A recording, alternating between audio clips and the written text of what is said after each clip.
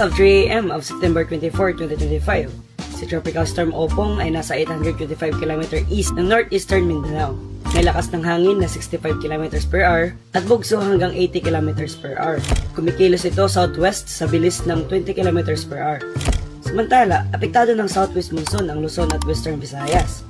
Ayon sa pag-asa nitong Miyerkules, ang dating tropical depression na si Opong ay lumakas na at naging tropical storm habang minomonitor sa loob ng Philippine Area of Responsibility. Hindi inaasahang direktang makakapekto si Opong sa lagay ng panahon sa bansa sa susunod na 24 oras. Gayunpaman, posibleng magsimula ang malakas na pag-ulan bukas, Setyembre 25 at sa mga susunod pang araw.